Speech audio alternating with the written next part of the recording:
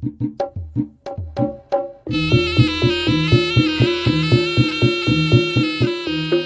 Anda dengarkan ini getaran frekuensi 99,9. Konco prihatin lahir batin. Kawan semangat dunia akhirat. Assalamualaikum warahmatullahi wabarakatuh. Selamat siang, sugeng siang sesepuh dan swadeser dimanapun Anda berada. Kembali lagi menyapa sesepuh swadeser ya di siang yang sangat spesial, tapi tidak pakai telur, Nggih. Karena Nurul Imorejo di siang hari ini tidak sendirian ya. Di talk show bersama Badan Penyelenggara Jaminan Sosial BPJS Kesehatan Kabupaten Gunung Kidul dengan tema screening riwayat kesehatan. Dan nanti sesepuh swadeser juga bisa yang mau bertanya-tanya mungkin ya dijawab langsung dengan ahlinya, Cie. Kita buka di segmen berikutnya. Dan sudah hadir narasumber luar biasa kita, Ibu Eko Sari Handayani selaku Kepala BPJS Kesehatan Kabupaten Gunung Kidul. Assalamualaikum. Waalaikumsalam Ibu dan juga Ibu Dr. Emilia Arum Pratiwi selaku Kepala UPT Puskesmas Wonosari 2. Ya. Assalamualaikum, salam sehat dan salam sejahtera untuk kita. Waalaikumsalam semua. Ibu. Bagaimana kabarnya niki? Alhamdulillah. Semangat sehat, Je. Ya, amin. Kayak cuacanya saat ini cetar membahana ya, Bu. betul. Cerah ceria. Alhamdulillah. Sebelum kita melangkah lebih dalam, Ibu, mungkin bisa perkenalan terlebih dahulu dari masing-masing narasumber, monggo. Baik, terima kasih Mbak Nurul. Assalamualaikum warahmatullahi wabarakatuh. Sedulur swadeser. Waalaikumsalam warahmatullahi wabarakatuh. Seperti biasa, sebelum memulai biasanya saya kasih pantun. Oke. Tak bantu senggak Ibu. Dibantu cakepnya ya. Monggo. Buah jambu, buah mengkudu. Cakep. Jumpa kamu di hari Rabu. Cakep. Buah manggis, buah rambutan. Cakep. Bapak Ibu swadeser yang manis bersama BPJS Kesehatan. Oke. Luar biasa. Iya, Oke. Boleh tak bales pantunnya, Ibu? Wah, luar biasa. Harus. Harus ya. Di atas awan terbang burung gelatik. Cakep. Jangan lewatkan berbincang bersama ibu-ibu cantik. Masya Allah. Mungkin Ibu Eko ada pantun juga tidak ini? Dr. Emilia. Oh, Dr. Emilia aja. Tadi sudah ya Ibu Eko. Iya. Assalamualaikum warahmatullahi wabarakatuh. Waalaikumsalam warahmatullahi wabarakatuh. Perkenalkan, saya Dr. Emilia Arum Pratiwi. Panggilnya Emil begitu. Okay. Saya Kepala UPT Puskesmas Wonosari 2. Oke, Ibu. Mungkin pantunnya ya nggak apa-apa lah ya, pantun sedikit-sedikit gitu apa-apa, ya. Ibu. Yang penting cakep. Saya nopo cakep nih? Cakep. Cakep aja ya. Saat pagi makan buah. Cakep.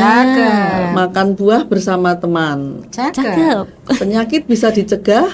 Cakep. Asalkan disiplin kesehatan. Oke, luar biasa. Mantap sekali ini. Terima kasih. Diawali dengan pantun-pantun ria ya Ibu-ibu. Ibu-ibu ini harus kreatif. Keren. Ya. Terima kasih Ibu Eko dan juga Ibu Emilia J. Ini mungkin langsung saja karena sudah tidak sabar J, Ibu. Untuk ini kan tema kita screening riwayat kesehatan, J. Ya, mungkin bisa dijelaskan terlebih dahulu, Ibu. Terima kasih sedulur swadeser. Mungkin di beberapa episode sebelumnya kami pernah menceritakan kaitannya untuk program JKN BPJS Kesehatan. Itu memang program yang komprehensif ya. Di sini memang melayani untuk kaitannya promotif, preventif, kuratif dan rehabilitatif. Nah, untuk yang program promotif preventif Bapak Ibu, ini kami mau menyampaikan kita itu ada kaitannya promotif preventif ada program dari yang primer maupun sekunder dan juga tersier. Nah, untuk promotif ini memang kita yang kita pemberian informasi, kemudian edukasi, termasuk kita siaran siang hari ini bagian dari promotif. Nah, untuk preventif di sini yang perlu kami sampaikan Bapak Ibu, preventif di sini adalah tindakan pencegahan. Di antaranya adalah screening riwayat kesehatan. Nah, mungkin Bapak Ibu ingin menanyakan juga screening riwayat kesehatan itu apa gitu nggih. Jadi screening ini semacam kegiatan awal untuk penapisan ya. Penapisan yang mana nanti Bapak Ibu maupun sekarang itu bahkan sampai dari bayi baru lahir sudah juga dilakukan screening ya. Nah, itu gunanya untuk kita melakukan penapisan di situ nanti dengan mengisi beberapa pertanyaan dari lifestyle, pola hidup dari Bapak Ibu sekalian. Kemudian di situ apakah ada penyakit dari diri sendiri, keluarga ataupun dari gaya hidup. Gaya hidup Bapak Ibu sekalian nanti dengan dilakukan screening riwayat kesehatan. Jadi terpantau gitu ya, Bu. Betul. Nah, di sini untuk yang preventif di layanan primer ini sebenarnya kami selain ada penyuluhan kesehatan, kemudian ada imunisasi juga, kemudian di layanan primer itu kita juga ada KB gitu nggih. Nah, ini juga menjalankan itu tadi yang kami sampaikan kaitannya screening riwayat kesehatan. Nah, ini yang untuk primer, screening riwayat kesehatan ini Bapak Ibu mengisi riwayat kesehatan itu nanti nggih bisa melalui beberapa kanal, Nah, mengisinya adalah diantaranya mungkin Bapak Ibu kami perkenalkan ada mobile JKN. Di episode yang lalu kita sudah sampaikan kaitannya untuk mobile JKN yang Bapak Ibu bisa download melalui Play Store. Di HP Android Bapak Ibu, kalau yang mungkin Gen Z sudah pakainya iPhone bisa di App Store. Jadi lewat mobile JKN nanti tinggal download, di situ sudah ada nanti fiturnya, fitur screening riwayat kesehatan. Nah, selain itu juga bisa melalui website BPJS Kesehatan. Betul. Kemudian kami juga ada yang Bapak Ibu terbiasa dengan WhatsApp nggih. Nah, kita ada namanya WhatsApp Pandawa Bapak Ibu. Pelayanan administrasi melalui WA. Nah, itu bisa chat di nomor 08 118 165 165. Atau mungkin nanti yang ke tempat Dokter Emilia di Puskesmas, itu nanti bisa melalui aplikasi Piker yang ada di FKTP, yang ada di Puskesmas. Dan seperti itu. Kemudian yang untuk screening penapisan yang sekunder. Nah, itu memang di kami ada 14 jenis untuk layanan screening. Nah, itu ada antaranya ada untuk tekanan darah ya, dalam hal ini untuk stroke, kemudian hipertensi, juga ada di situ untuk pemeriksaan paru Bapak Ibu. Kemudian untuk yang remaja putri itu juga ada untuk screening kaitannya untuk memeriksa kadar Hb ya, untuk anemia. Kemudian juga ada IVA, pap smear. Kemudian untuk penyakit yang Gunung Kidul ini kayaknya manis-manis gitu. Gula gitu ya. Gula, DM itu juga bisa. Nanti dengan cek gula darah seperti itu. Nah, kemudian yang untuk yang tersier di sini kami sebenarnya juga perkenalkan ada program Prolanis. Nah, nanti mungkin Dr. Emilia bisa cerita. Prolanis ini adalah pengelolaan penyakit kronis. Nah, kita memang fokus untuk penyakit diabetes mellitus tipe 2 dan juga penyakit hipertensi. Nah, kemudian yang terakhir kita untuk yang preventif tersier kita ada program rujuk balik. Rujuk balik itu ketika memang untuk yang pasien-pasien dengan diagnosa DM maupun hipertensi di rumah sakit yang sudah kondisi stabil akan di PRB-kan. Nanti bisa dikelola oleh Dr. Emilia di FKTP atau di Puskesmas. Nah, itu secara gambaran untuk screening riwayat kesehatan, Mbak Nurul. Nggih. Barangkali Dokter Emilia bisa menceritakan juga Bu kaitannya screening implementasi di Puskesmas Wonosari 2 itu seperti apa Dokter Emilia? Baik, gitu ya. Terima kasih Sobat Swadeser ya. Ya, Swadeser. Sesepuh ya. Sesepuh ya. Jadi benar yang seperti diaturakan Bu Eka bahwa sebetulnya peserta JKN itu sudah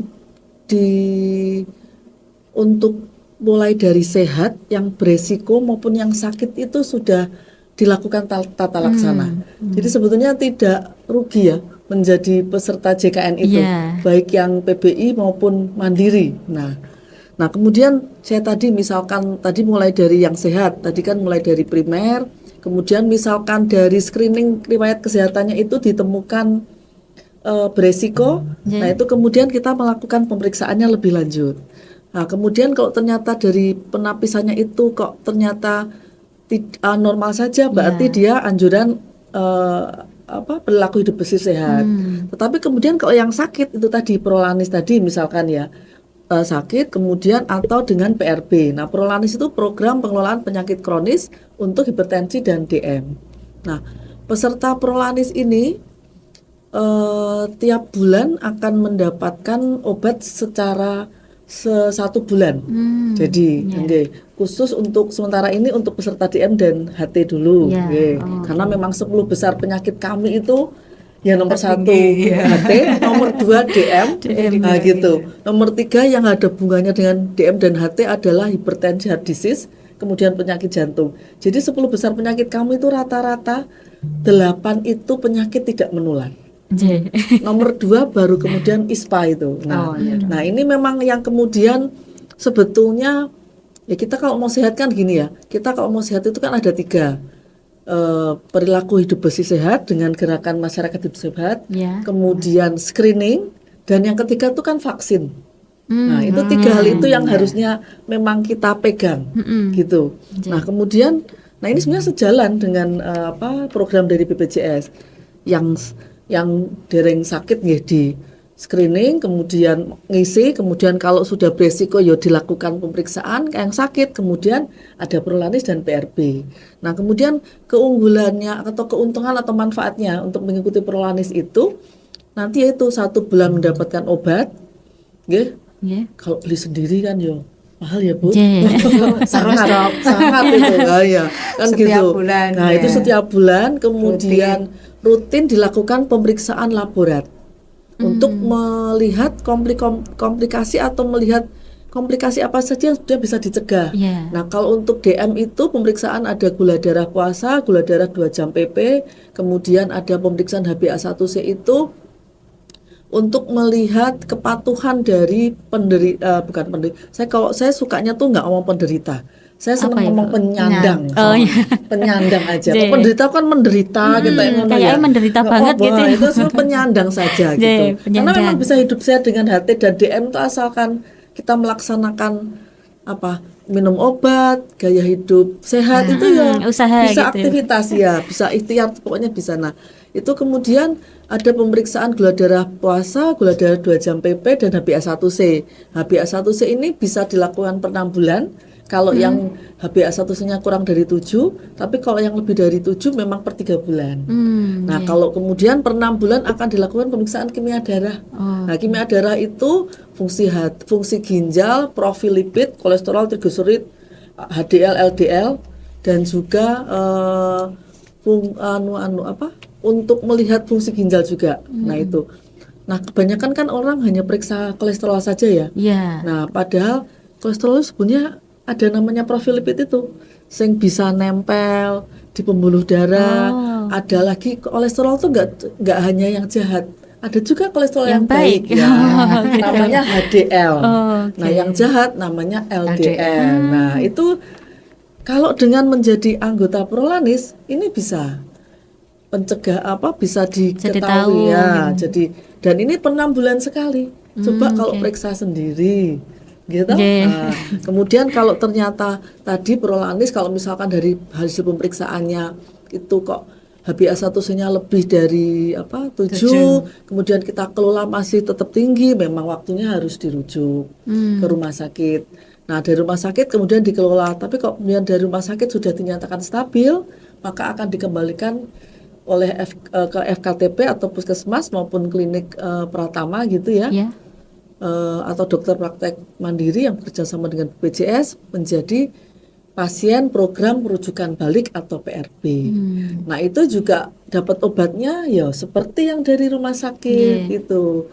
Kemudian ngambilnya di apotek yang bekerja sama dengan BPJS Kesehatan. Jadi sangat-sangat gampang sebetulnya dan asal patuh dengan alurnya, insya Allah ya Bu, tidak sampai yang komplikasi ya, tidak sampai yang komplikasi betul, nggak sampai harus gagal ginjal, nggak sampai harus stroke, itu tidak gitu. Oke, seperti itu. Oke, berarti ini berdasarkan tadi ya Ibu, screening ini bersifat wajib atau ya sebetulnya kan kita yang membutuhkan sendiri gitu ya. Jadi gini sebenarnya Mbak Nurul.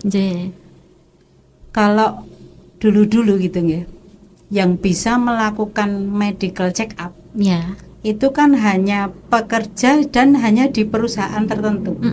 Nah, sebenarnya dengan program JKN, ketika Bapak Ibu dan sedulur swadeser ini melakukan screening, kemudian tadi yang disampaikan Dr. Emilia ya, ada yang sudah nanti kalau alhamdulillah ternyata hasilnya sehat. Nah, kalau yang hasilnya berisiko, lah ini nanti sebenarnya bagian dari untuk kita bisa melakukan medical check up. Kan nanti sudah akan, kalau yang berisiko nanti sudah akan resikonya misalnya tadi yang disampaikan diabetes, mengarah ke diabetes. Nah, itu nanti kan sudah dilakukan penata laksanaan untuk melakukan pengecekan, Mbak. Ya, di sini perlu cek gula darah, GDS atau HbA1c kan seperti itu.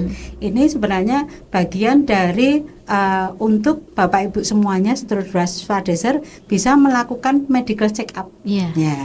Ini adalah dengan melakukan screening riwayat kesehatan. Nah, ini memang screening ini memang tentunya kami BPJS Kesehatan itu mengacu pada peraturan Menteri Kesehatan dan juga peraturan dari BPJS Kesehatan ya. Nah, di peraturan Kementerian Kesehatan di sana memang di tahun 2023 itu sudah diatur ya Bapak Ibu, memang untuk per 14 Desember 2024 screening ini bersifat mandatori. Ya, jadi wajib gitu untuk dilakukan screening dengan mengisi itu tadi beberapa 49 pertanyaan dengan kanal-kanal yang sudah kami sampaikan. Bisa lewat mobile JKN, bisa menggunakan web dari BPJS Kesehatan, bisa menggunakan dari tadi chat Pandawa, WhatsApp itu WhatsApp tadi. Atau nanti waktu berkunjung ke Vaskes, ke puskesmas, ke klinik, ke dokter praktek perorangan, itu Bapak Ibu sudah otomatis akan dilakukan screening riwayat kesehatan. Dan screening ini sebenarnya bukan setiap berkunjung ke dokter Emilia dilakukan screening, boten. Tapi screening ini dilakukan 1 tahun 1 kali saja. Seperti itu Mbak Nurul. Demikian gambarannya. Terima kasih Ibu Eko dan juga Ibu Emi ya. Ini kita lanjut saja, Baik Mbak Nurul. Ini tadi kan sampai di riwayat kesehatan. Ini bisa diakses di JKN, terus di Pandawa itu tadi ya Ibu ya. BPJS Kesehatan. Bersifat wajib karena juga ini kan bisa memantau kesehatan kita gitu toh Bu ya. Nah, ini kalau di JKN gitu cara mengisinya itu gimana Ibu? Baik. Monggo. Pak Nurul. Jadi Bapak Ibu, teman-teman, sedulur swadeser, kalau sudah bisa membuka di aplikasi mobile JKN ya, itu nanti bisa pilih fitur SRK, screening riwayat kesehatan. Nanti setelah ada fiturnya itu tinggal klik saja. Kemudian Bapak Ibu nanti akan itu tadi menjawab 49 pertanyaan. Iya. Nanti akan diisi di sana. Setelah selesai mengisi, nanti akan ada hasil dari screening tersebut. Apakah berisiko ringan, apakah berisiko sedang, atau berisiko tinggi. Nah, nanti di situ kalau resiko sedang memang akan diarahkan untuk ke dokter ataupun klinik ataupun puskesmas yang sudah dipilih oleh sedulur swadeser yang ada di kartu BPJS-nya, itu milihnya kemana lah. Nanti silahkan untuk yang sedang maupun yang berisiko tinggi bisa konsultasi dan datang ke FKTP yang dipilih. Bisa ke dokter praktek perorangan, bisa ke klinik, bisa ke puskesmas yang dipilih. Nanti Bapak Ibu sedulur swadeser tinggal menunjukkan hasil dari screening tersebut.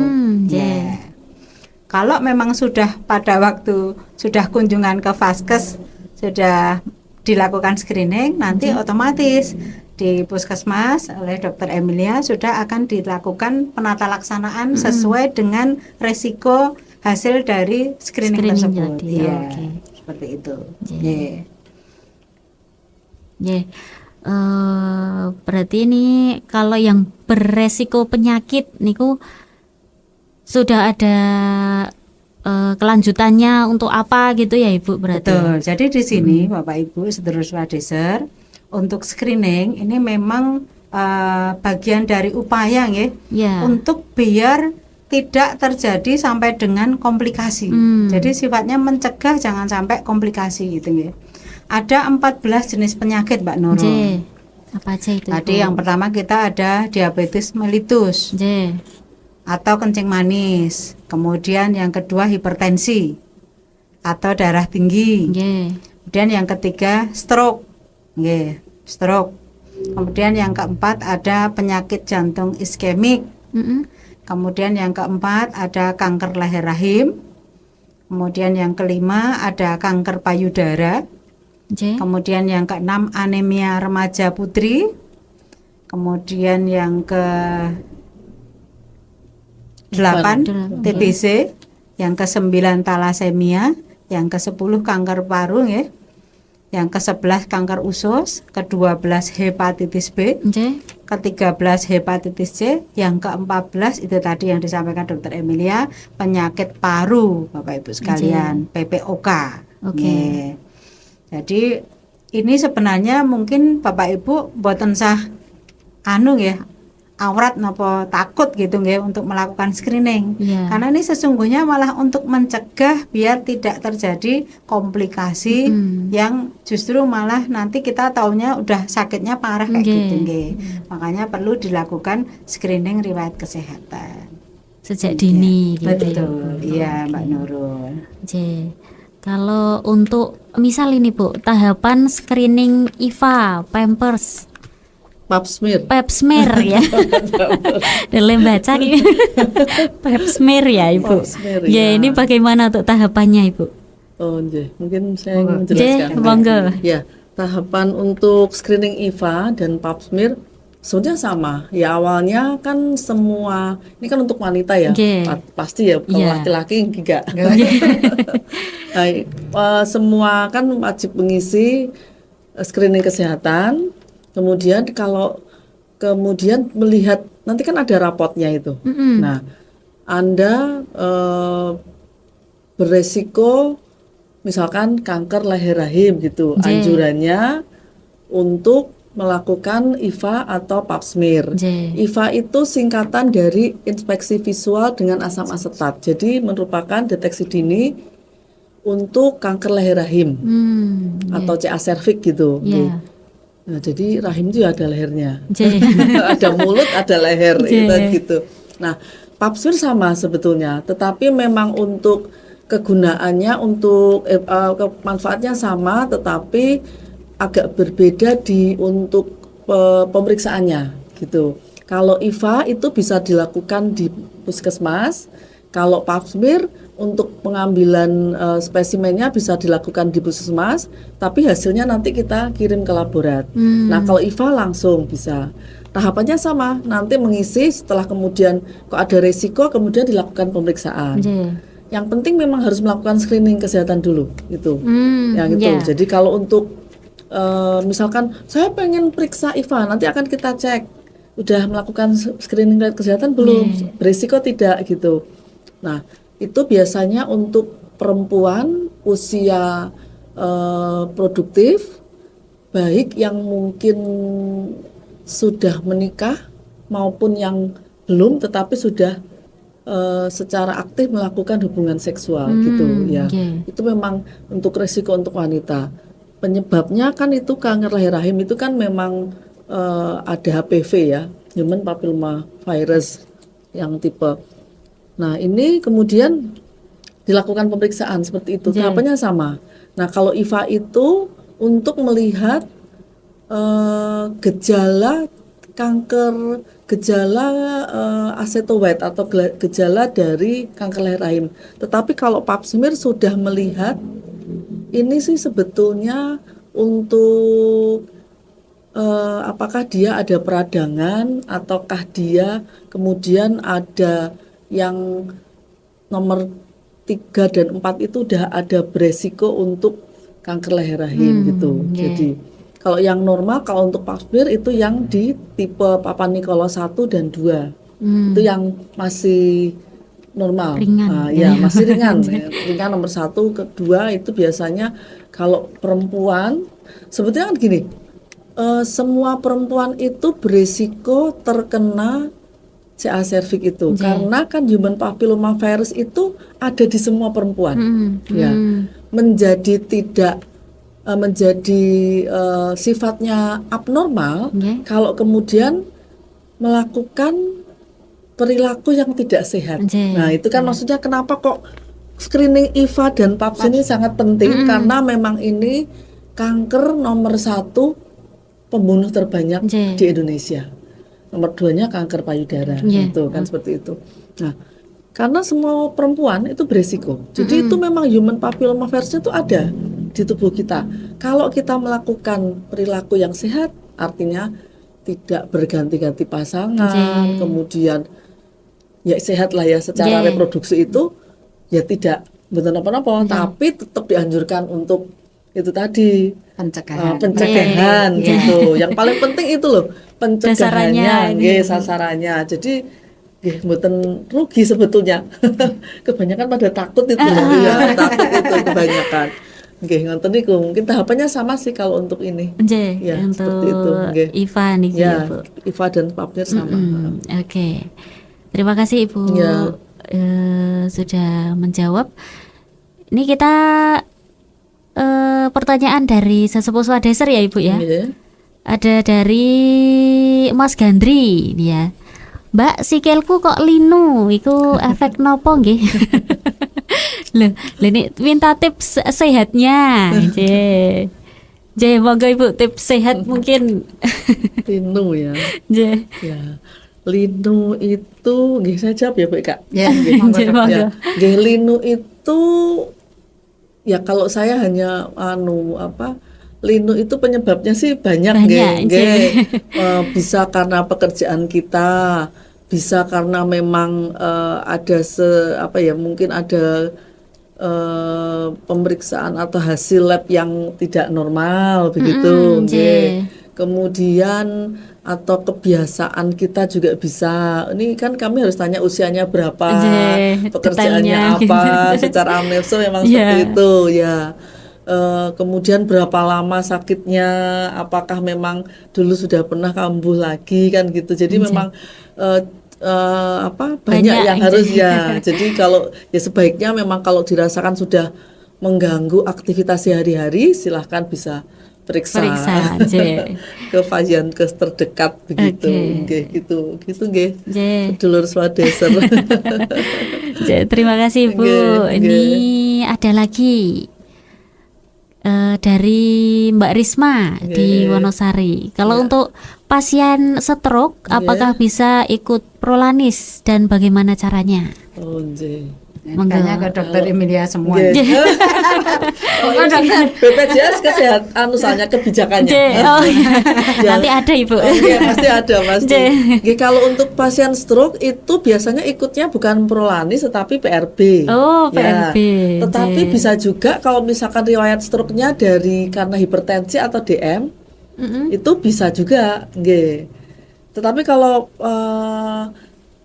stroke biasanya kan dia sudah akibat dari komplikasi penyakit sebelumnya. Biasanya kan gitu. Nah, riwayat dasarnya apa dulu nih?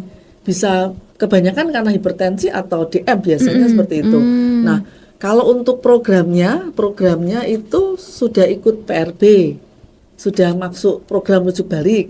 Obatnya sudah dari rumah sakit, nanti dari puskesmas ngambil obatnya lewat puskesmas, nanti per 3 bulan bisa diperbaharui.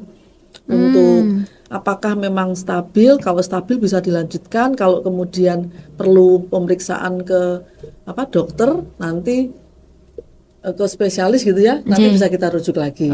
Nah, kalau tentang Prolanis mungkin kalau sebelumnya sudah pernah ikut Prolanis karena HT atau DM-nya berarti masih bisa. Oke, masih bisa. Oke. Terima kasih Bu. Coba ditanya lagi aja. Udah bisa ngecek di puskesmas kok, itu puskesmas mana nanti sudah masuk Prolanis belum ya gitu, itu bisa kalau dicek sebenarnya bisa. Berarti langsung saja ke puskesmas gitu ya Ibu. Nanti diarahkannya kalau stroke biasanya sih lebih ke PRB gitu, program rujuk balik gitu.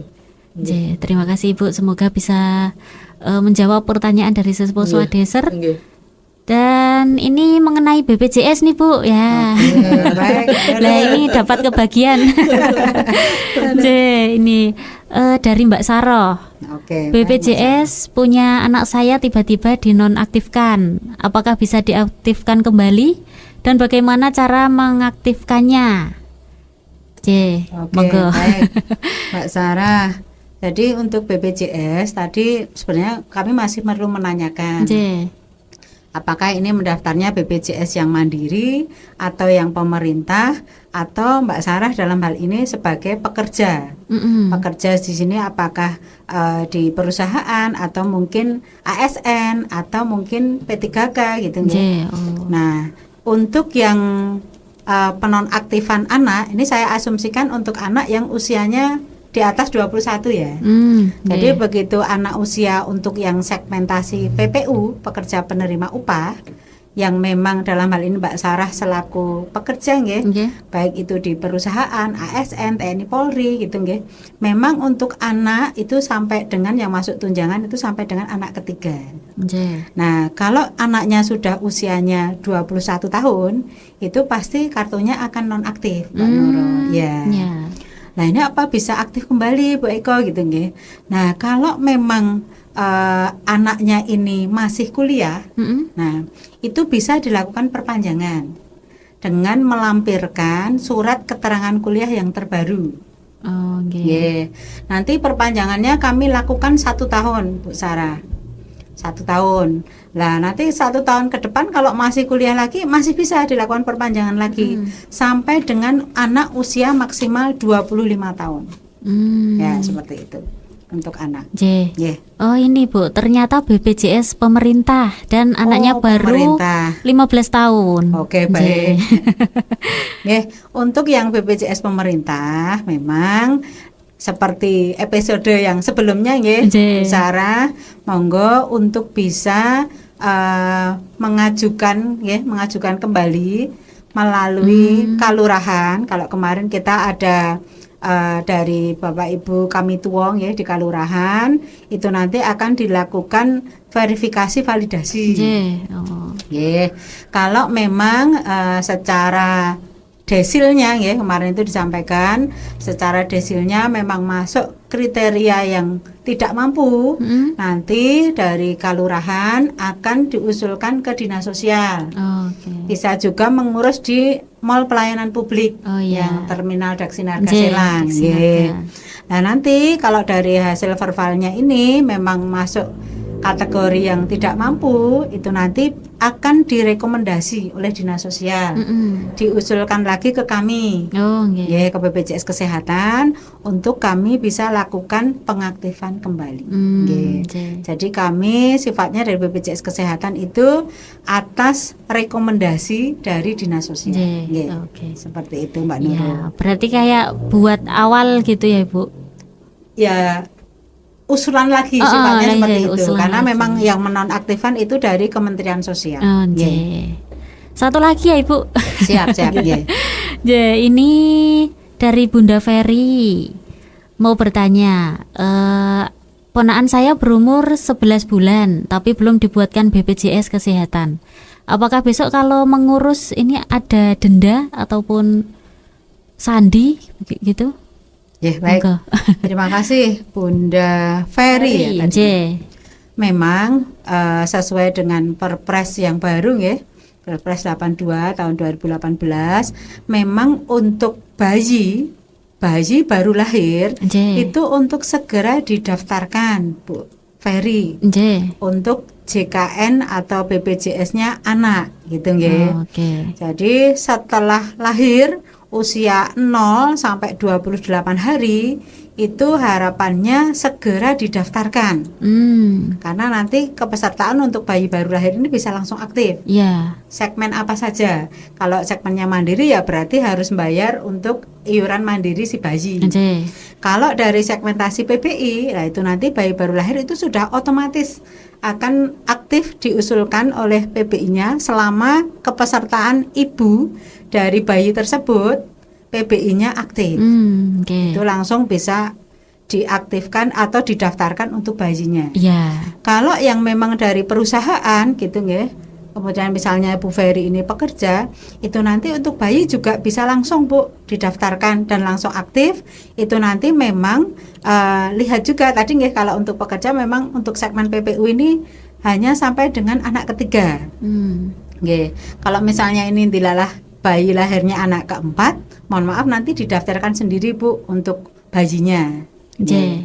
Nah, apakah nih nanti kalau daftarkan setelah 11 bulan apakah akan dihitung? Memang kalau di Perpresnya itu itu sebenarnya kalau bayi baru lahir itu memang dihitung dari usia 0 bulan. 0 bulan. Langsung ya Bu. Cuma kalau ini nanti sebenarnya sudah tidak kita hitung sebagai bayi. Jadi nanti mendaftarkannya sebagai peserta mandiri saja. Kalau peserta mandiri ya nanti sesuai dengan dia mendaftar. Tapi kalau ini mohon maaf ini masuk yang dibayari oleh pemerintah, karena kami sesuai dengan peraturan presiden tersebut, nanti kami akan menagihkannya ke pemerintah, baik pemerintah pusat maupun pemerintah daerah itu sejak bayi lahir. Tapi yang bayari sudah dari pemerintah. Begitu. Seperti itu. Terima kasih Bu Eko, juga Ibu Emi ya jawabannya, semoga bisa menjawab keraguan apa dari sesepuh Swadeser ya. Nah ini Bu, tips hidup sehat dari BPJS Kesehatan dan juga Puskesmas, monggo. Oke, baik. Sebenarnya tips untuk sehat gitu nggih. Yang pertama kalau dari saya itu satu Mbak, bahagia. Leres. Jadi kayaknya bahagia ini kunci sehat, utama ya Ibu. Yang kedua tentunya Bapak Ibu untuk bisa menjaga pola hidup sehat. Kemudian yang ketiga olahraga ya sesuai kemampuan, sesuai dengan usia, kemampuan dan yang menjadi hobi ataupun kesenangan dari Bapak Ibu sekalian.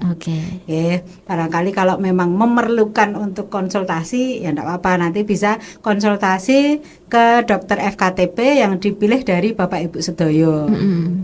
Bisa ke puskesmas, bisa ke klinik ataupun dari dokter praktek perorangan. Itu kalau dari kami. Monggo dari Ibu. Dari saya sama sih sebetulnya. Kami punya yang namanya cerdik. Cerdik itu singkatan dari cek kesehatan berkala, kemudian E enyahkan asap rokok, R rajin olahraga atau aktivitas fisik, kemudian D-nya itu diet seimbang, kemudian I-nya itu istirahat cukup, Iya. Itu dan yang K itu kelola stres. Wah, Sama iya. harus bahagia itu. Betul. Itu kelola stres itu.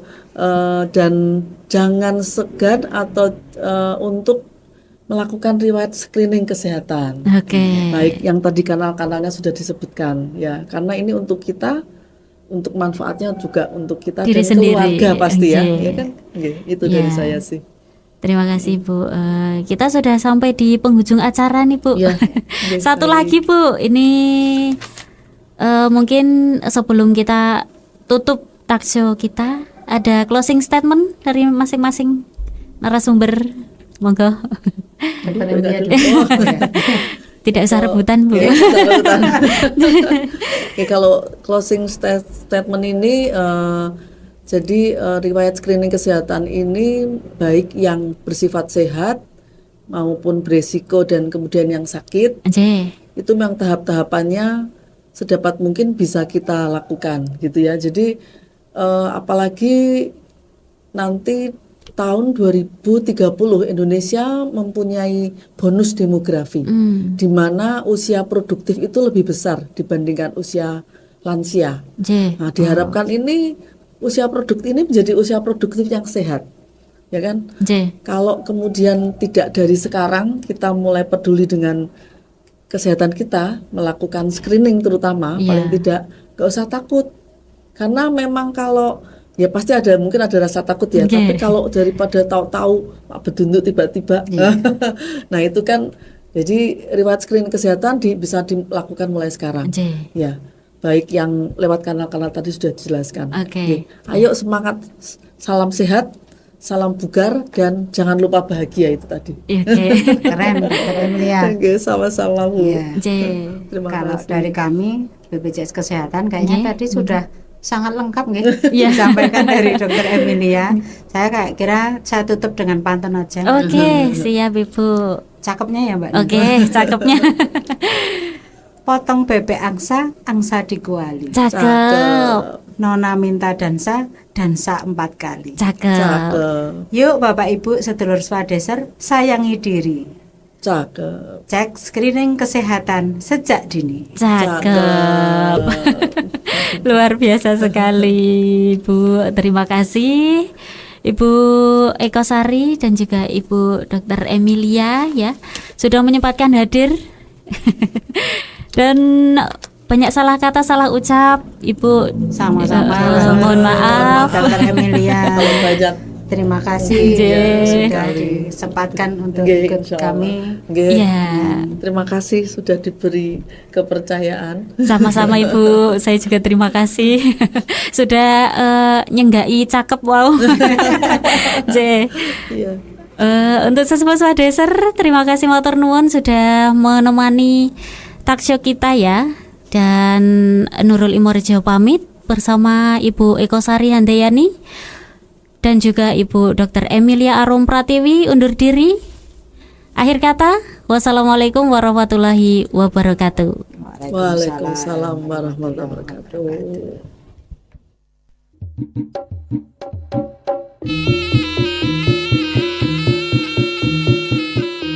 Yang Anda dengarkan ini getaran frekuensi 99,9. Konco prihatin lahir batin. Kawan semangat dunia akhirat.